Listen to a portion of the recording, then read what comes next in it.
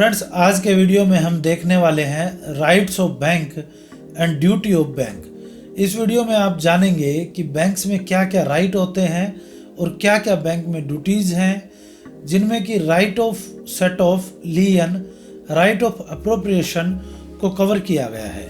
Friends, start करने से पहले आपसे रिक्वेस्ट है कि यदि आपको दी गई इन्फॉर्मेशन आपको हेल्पफुल लगे तो वीडियो को शेयर जरूर करें। चलिए देखते हैं।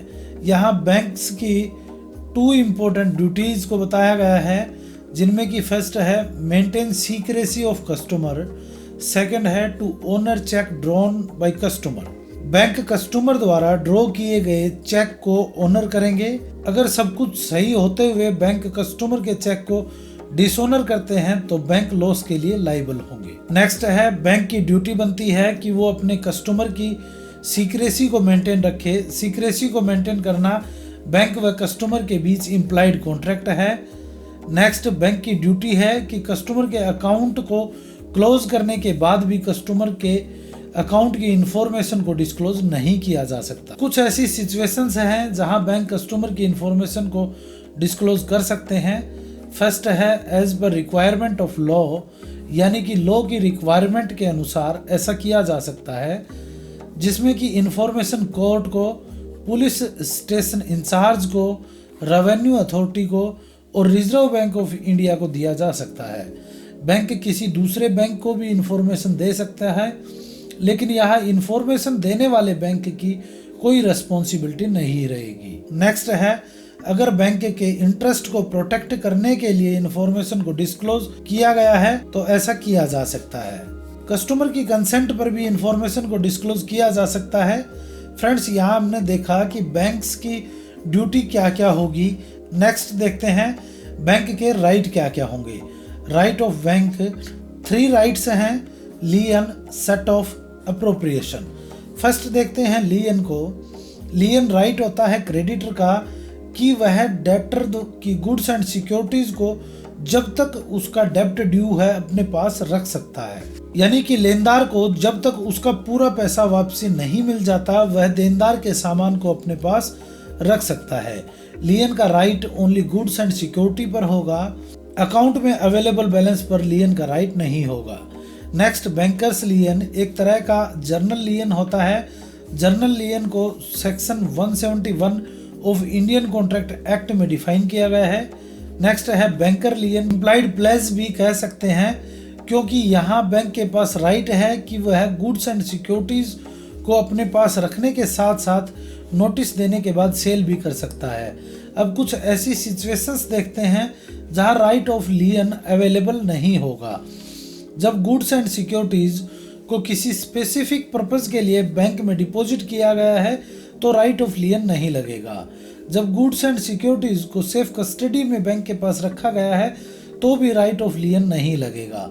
जब गुड्स एंड सिक्योरिटीज को सेफ डिपॉजिट वॉल्ट में रखा गया है या फिर डेटर द्वारा गलती से बैंक में अपनी गुड्स को छोड़ दिया गया है तो राइट ऑफ लियन नहीं लगेगा। नेक्स्ट देखते हैं टाइप ऑफ लियन।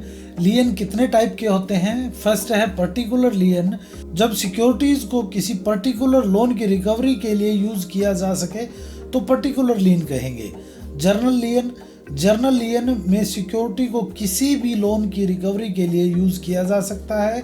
यदि सिक्योरिटी किसी एक लोन के लिए दी गई है तो भी उसे दूसरे लोन की रिकवरी के लिए यूज किया जा सकता है। नेक्स्ट है बैंकर लियन।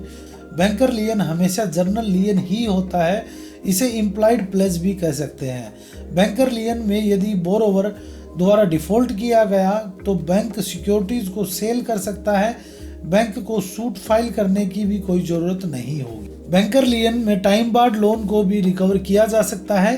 बैंकर लियन में बैंक को सिक्योरिटीज को सेल करने से पहले एक नोटिस जारी करना होगा। यदि बिना नोटिस के सेल की जाएगी तो इसे इलीगल माना जाएगा और बैंक लॉस के लिए रिस्पॉन्सिबल होगा। बैंकर लियन में गुड्स एंड सिक्योरिटीज और लोन हमेशा same name and same capacity में होना चाहिए। नेक्स्ट, राइट ऑफ बैंक है right of set of. Right of set of ऐसा राइट है जिसमें बैंक में 2 या 2 से ज़्यादा अकाउंट जो डेबिट या क्रेडिट बैलेंस में है उनको कंबाइन किया जाता है। सेट ऑफ किसी एक्ट में डिफाइन नहीं किया गया है, यह एक तरह का इम्प्लाइड कॉन्ट्रैक्ट है। बैंक के कस्टमर द्वारा जब लोन लिया जाता है और वह लोन ओवरड्यू हो जाने पर बैंक द्वारा उस कस्टमर के करंट या सेविंग अकाउंट से पैसा डेबिट करके लोन अकाउंट में क्रेडिट कर दिया जाए, इसी को हम राइट ऑफ सेट ऑफ कहेंगे। लेकिन इस प्रक्रिया में भी कुछ कंडीशंस हैं जिन्हें फॉलो किया जाना जरूरी है। दोनों अकाउंट यानी कि लोन अकाउंट और डिपॉजिट अकाउंट दोनों same right and same capacity के साथ होने चाहिए। नेक्स्ट, डेब्ट यानी कि लोन का ड्यू होना जरूरी है। अक्यूरिंग ड्यू में राइट ऑफ सेट ऑफ नहीं लगाया जाएगा। नेक्स्ट देखते हैं, when set of can not be apply. First है, एफडीआर यदि मैच्योर नहीं हुआ है तो बैंक को मैच्योरिटी का वेट करना होगा। यदि मैच्योर्ड एफडीआर है तो सेट ऑफ को लगाया जा सकता है। कैश क्रेडिट, ओवरड्राफ्ट या टर्म लोन जो कि रेगुलर है तो ऐसे लोन में सेट ऑफ नहीं लगाया जाएगा। नेक्स्ट, जब लोन किसी इंडिविजुअल के नाम से है तो सेट ऑफ उसके इंडिविजुअल सेविंग अकाउंट या सोल प्रोप्राइटरशिप अकाउंट में ही लग सकता है। नेक्स्ट, यदि लोन ज्वाइंट नेम से है तो set of saving joint account में क्रेडिट बैलेंस पर और इंडिविजुअल सेविंग अकाउंट के क्रेडिट बैलेंस पर लग सकता है। नेक्स्ट है, गारंटी के केस में गारंटर के अकाउंट पर भी सेट ऑफ लग सकता है। इसके लिए गारंटर को पहले नोटिस दिया जाना जरूरी है। सेट ऑफ के लिए सेम बैंक की अदर ब्रांच के अकाउंट पर लगाया जा सकता है, यानी कि सेम बैंक की अदर ब्रांच में यदि सेविंग या करंट अकाउंट है तो उसमें भी सेट ऑफ को यूज किया जा सकता है। स्क्रीन पर आप एक टेबल देख सकते हैं जिसमें बताया गया है कि यदि डिपॉजिट अकाउंट मिस्टर ए के नाम से है और लोन भी मिस्टर ए के ही नाम से है तो सेट ऑफ लगा सकते हैं। नेक्स्ट है, डिपॉजिट अकाउंट यदि ए के नाम से है और loan account A and B के नाम से ज्वाइंट अकाउंट है तो भी सेट ऑफ अप्लीकेबल होगा। नेक्स्ट, डिपॉजिट अकाउंट यदि ए के नाम से है, लोन यदि एबीसी फर्म के नाम से है तो भी सेट ऑफ अप्लीकेबल होगा। गारंटर का डिपॉजिट अकाउंट है और लोन ए के नाम से है तो अप्लीकेबल होगा। डिपॉजिट अकाउंट यदि joint account A and B का है और लोन मिस्टर ए के नाम से है तो सेट ऑफ नहीं लगेगा, नॉट अप्लीकेबल होगा। डिपॉजिट अकाउंट यदि एबीसी फर्म के नाम से है और लोन फर्म के डायरेक्टर के नाम से है तो भी सेट ऑफ नहीं लगेगा। फ्रेंड्स, नेक्स्ट राइट देखते हैं, right of appropriation. Right of appropriation को section 59, 60, 61 of Indian contract act में डिफाइन किया गया है। अप्रोप्रिएशन ऑफ पेमेंट को रिलेट किया गया है क्लिंटन रूल से। क्लिंटन रूल रनिंग अकाउंट जैसे सीसीओडी में एप्लीकेबल किया गया है। क्लिंटन रूल को death, insolvency, insanity of borrower, partner, guarantor, retirement of partner and revocation of guarantee के केस में एप्लीकेबल किया जाता है। क्लिंटन रूल क्या है? जब किसी बोरोवर या पार्टनर की डेथ हो जाती है तो उसकी लायबिलिटी को फाइंड आउट करने के लिए एज पर क्लिंटन रूल डेथ के टाइम में जो आउटस्टैंडिंग अमाउंट है उसमें से डेथ के बाद में जो क्रेडिट हुआ है उसको घटा दिया जाएगा। नेक्स्ट, क्लिंटन रूल के अनुसार जो फर्स्ट डेबिट हुआ है उसे पहले डिस्चार्ज किया जाएगा। नेक्स्ट देखते हैं, राइट ऑफ बैंक्स के सेक्शंस कौन कौन से हैं। लियन को section 171 of Indian contract act में डिफाइन किया गया है। अप्रोप्रिएशन को section 59, 60, 61 of Indian contract act में डिफाइन किया गया है।